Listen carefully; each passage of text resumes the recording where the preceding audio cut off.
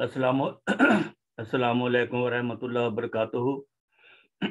नाजरीन, अनीक नाजी साहब ने एक प्रोग्राम में जो मुबश्शिर लुकमान के साथ किया है, अहमदियों को कुछ ऐसे मशवरे दिए हैं जो उनकी गैरत और ईमानी क़ुव्वत के तकाज़ा के ख़िलाफ़ है।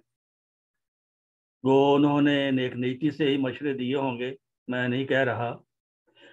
इसका जवाब मैं देना चाहता था अपनी तरफ से, लेकिन मुझे ये एक एजाज खान साहब है, उन्होंने इसका जवाब लिखा है। वही जवाब मेरा भी है और हर एक अहमदी का है जो दुनिया में बस रहा है। तो अगर ये हो सके तो अनीक साहब तक और मुबश्शिर लुकमान तक ये पैगाम किसी तरह अगर पहुंच जाए तो बड़ी मेहरबानी होगी। तो इसमें एजाज खान साहब लिखते हैं कि मेरा तल्लक मौजा टोपी पख्तूनख्वा से है, पठान है। 1974 के वाक़यात में हमारे घर पर 9 जून को 5000 मुसल्लह पठानों ने हमला किया। 5000 मुसल्लह और चंद घर या 1 2 4 घर। तो वो कहते हैं कि उस वक़्त मैं 22 साल का तालिब इल्म था। मेरे वालिद साहब सूबेदार अब्दुल गफूर खान साहब की उम्र उस वक़्त 52 साल थी। जब हम पर हमला शुरू होने वाला था तो हमारे पास कोई 10 के करीब पुलिस वाले मौजूद थे। उस वक़्त मेरे सामने पुलिस इंस्पेक्टर ने मेरे वालिद साहब को मशवरा दिया कि ये 500 मुसल्लह लोग तुम्हारे टुकड़े टुकड़े कर देंगे। मेरा मशवरा है कि मेरे साथ चलें तो मैं आपको महफूज मकाम तक पहुंचा दूंगा, या फिलहाल वक्ती तौर पर अपने इस जुलूस की ख्वाहिश के मुताबिक ऐलान कर दें कि हम मुसलमान हो रहे हैं। कौन से मुसलमान? मुसलमान तो कलमा पढ़ के होता है बंदा। हर अहमदी कलमा पढ़ता है, ला इलाहा इल्लल्लाह मुहम्मद रसूलुल्लाह। ये मुसलमानों को मुसलमान बना रहे हैं। तो आगे चलते हैं। तो मेरे वाल साहब ने कहा, इंस्पेक्टर साहब, ये हमारे मजहब का मामला है। मैं और मेरे बच्चे कभी भी ऐलान नहीं करेंगे कि हम गैर मुस्लिम हैं। तो उस वक्त वो सुन्नी पुलिस इंस्पेक्टर ने कहा कि मुझे तो गोली चलाने की इजाजत नहीं है, लेकिन एक और मशवरा है, लगता है कि आप मुकाबला करने के मूड में हैं, तो अपनी औरतों और बच्चों को मेरे साथ भिजवा दें ताकि मैं आपके रास्ते में रुकावट ना बने, ये औरतें बच्चे। चुनांचे हमने ये मशवरा कबूल किया और औरतों और बच्चों को उनके हवाले कर दिया। हम कुल 11 मर्द रह गए, 500 उधर हमला करने वाले, और ये कुल 11 लोग। इसमें उनमें 4 अहमदी थे और 7 हमारे सुन्नी रिश्तेदार थे। हम 11 घंटे लड़ते रहे। मेरे एक कजन मेरे हाथों में शहीद हुए। दूसरे को ग्रेनेड के लगने से एक टांग उसकी ज़ाया हो गई। बाद में उसको जुलूस ने पकड़कर गोली मार दी। मुझे यकीन था कि आज हमारी जिंदगी का आखिरी दिन है, लेकिन खुदा जो असल मालिक है उसको ये मंजूर ना था। हम बचकर निकल गए। मेरे वाल साहब ने अपनी सारी उम्र की कमाई को आग के हवाले किया, लेकिन ये लफ्ज मंजूर ना किया कि हम अहमदी मुसलमान नहीं हैं। मैं आज 68 साल का हूं और आज भी फख्र से अपने वालिद साहब के उस फैसले को खराज तहसीन पेश करता हूं। नाजी साहब, आपने अहमदियों को अपने खलीफा के साथ बगावत का मशवरा देते हुए कहा है कि वो खुद तो मर्सिडीज में फिरते हैं और आप लोगों के पैसों से ऐश करते हैं।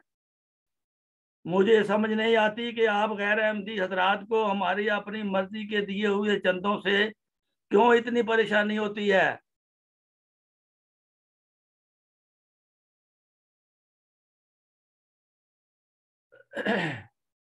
अहमदियों में लाखों हैं जो ख्वाहिश करते हैं कि हमारे खलीफा हमको मौका दें कि हम उनको मर्सिडीज खरीद कर दें। हम तो खुदा की कसम उन पर अपनी जान निछावर करने और अपने लिए फख्र का मूजब समझते हैं। आप कभी हमारे दिल खोल कर तो देखें। ये मजहब का मामला है। मैं आपकी खिदमत में चंद वाकयात पेश करता हूँ। तो आप खुदा के फजल से पढ़े लिखे हुए खानदान से हैं। ये वाकयात आपके लिए नए नहीं हैं, लेकिन शायद कभी इस तौर पर आपने ना देखा हो। हजरत इब्राहिम अलैहिस्सलाम को उसकी कौम ने वार्निंग दी थी कि बाज आ जाओ। उन्होंने आग को कबूल किया, लेकिन आप जैसे लोगों के मशवरा को रद्द किया था। हजरत मूसा अलैहिस्सलाम को ने बादशाही छोड़कर बादशाही को ठोकर मारी और 40 साल तक रेगिस्तान में दर बदर फिरते रहे, लेकिन इस तरह के मशवरे को रद्द किया गया। हजरत ईसा अलैहिस्सलाम ने सलीब पर चढ़ना कबूल किया, लेकिन उस वक़्त के आपकी तरह के मुखलसीन के मशवरे को फिलहाल यहूदियों के डिमांड को कबूल कर लिया। डिमांड को कबूल कर लो, क्योंकि अगले 30-35 साल में आपकी दाल नहीं गलने लगी। आप सच पर थे और दुनिया को अपनी पांव की नोक पर रखा। आखिर में हमारे प्यारे आका मोहम्मद मुस्तफ़ा सल्लल्लाहु अलैहि वसल्लम के वाक़यात तो आपकी नज़र में हैं। अगर आपको पिछलों का नहीं वाक़यात तो रसूल करीम सल्लल्लाहु अलैहि वसल्लम के वाक़यात पर तो आप पूरी तरह वाकिफ हैं, अच्छी तरह वाकिफ हैं। आपके पास जब मुशरिकीन मक्का की तरफ से ऐसा ही मशवरा आया था, तो तारीख क्या कहती है? तारीख आपको आफरीन पेश करती है कि आपका जवाब था कि अगर ये लोग मेरे एक हाथ पर चांद और दूसरे हाथ पर सूरज रख दे तो मैं फिर भी अपने मजहब से नहीं हटूंगा। आपको मुशरिकीन मक्का कहते थे कि आपको अपने आप को साबी कहो तो हम तुम्हारी जान छोड़ देंगे। आपने और आपके सच्चे मानने वालों ने इस लफ्ज को कभी इस्तेमाल नहीं किया। हजरत बलाल को तपती धूप पर लिटाकर उनके सीने पर पत्थर रखकर मुशरिकीन ये डिमांड करते थे, तो आप उनकी डिमांड को इनकार की सूरत में कहते थे आहद आहद, कि अल्लाह एक है, अल्लाह एक है। सैकड़ों और मिसालें हैं, लेकिन मैं यही ख़त्म करता हूँ कि बराह करम अहमदियों को कम ज़रफ़ ना समझें। आप हमें छोड़ दें। जब 1974 में हमारे खिलाफ ये सिलसिला शुरू हुआ तो मिराज खालिद के बयान के मुताबिक शाह फैसल ने पाकिस्तान पर दबाव डाला कि इनको गैर मुस्लिम करार दो ताकि हम अहमदियों को हज से रोक सके, क्योंकि वो खलीफा बनना चाहता था। असल बात ये थी, खुदा ने उसको अगला हज नसीब नहीं किया और अपने भतीजे के हाथों पब्लिक में मारा गया। भुट्टो उस वक्त का फिरौन था और समझा था कि 1974 के एक कादियानी 90 साल मसला हल करने पर कौम उसको ताज पहनाएगी। अपने ही जर्नैल के हाथों एक जिल्लत की मौत मरा और उसको कांटों का ताज भी नसीब नहीं हुआ। फिर जिया ने नारा मारा कि कादियान एक कैंसर है, मैं इसको जड़ से निकाल दूंगा। उस वक्त जमात अहमदिया के खलीफा ने उसको मुबाला का चैलेंज दिया था कि आओ खुदा से दुआ करते हैं, हमारे खुदा दरमियान खुदा हमारा फैसला कर देगा कि तुम सच्चे हो या मैं खलीफा सच्चा हूं।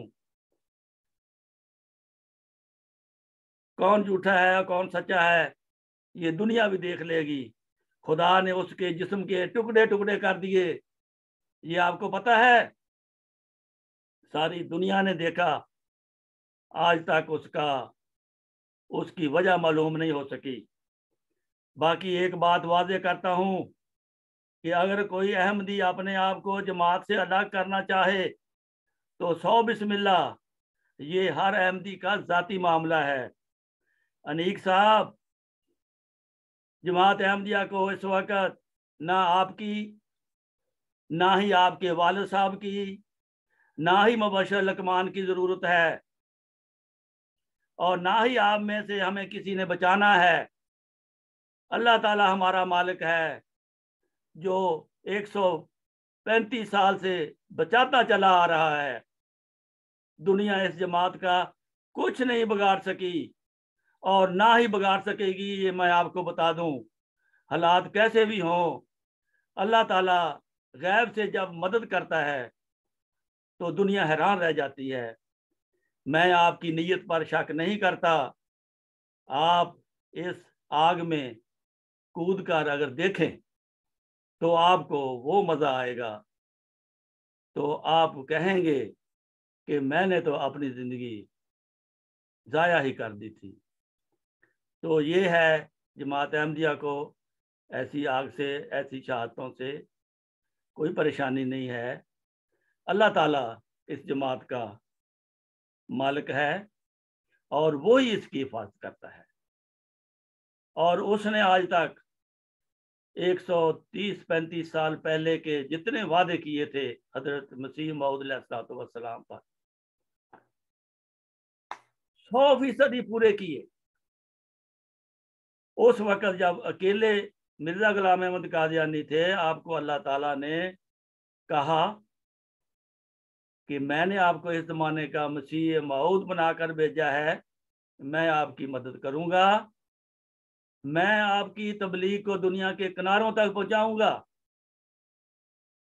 ये उस वक्त का इल्हाम है जब दुनिया अभी दूसरे गांव जाने के लिए पूरा दिन लग जाता था पैदल, और अल्लाह फरमाता है कि मैं तेरी तबलीग को जमीन के किनारों तक पहुंचाऊंगा। किस तरह पहुंचाई? आप गवाह हैं इस बात के कि अहमदियों को पाकिस्तान में कभी सुख का सांस नहीं लेने दिया, लेकिन तबलीग जो थी हजरत मिर्जा गुलाम अहमद कादियानी की, उनकी जाती नहीं थी, वो असल इस्लाम है, इस्लाम की तबलीग थी। वो दुनिया के किनारों तक आज पहुंच चुकी है और उसका वादा पूरा हो चुका है। दुनिया का कोई किनारा खाली नहीं है जहां हजरत मेहदी अलैहिस्सलाम की तबलीग ना पहुंची हो। ये सब साबित करता है कि मिर्जा गुलाम अहमद कादियानी आज खुद नहीं बने, इनको खुदा ने भेजा है, और खुदा की वो पेशगोई पूरी हुई है जो रसूल करीम सल्लल्लाहु अलैहि वसल्लम ने 1500 साल पहले की थी कि मेरा मेहदी आएगा,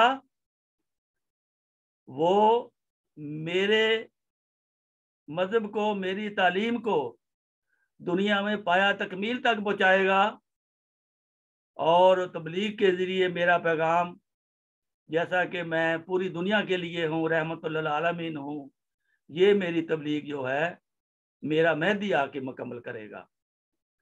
और क्योंकि दीन मुकम्मल हो चुका है लेकिन इसमें खामियां थी, कमज़ोरियां थी, लोग कुरान को छोड़ चुके थे, अपने मजहब को भूल चुके थे, मुसलमान दुनियादार हो चुके थे, तो ज़रूरी था कि एक उसका गुलाम आए, उसका नौकर आए, उसकी तालीम को पूरी दुनिया तक पहुँचाए।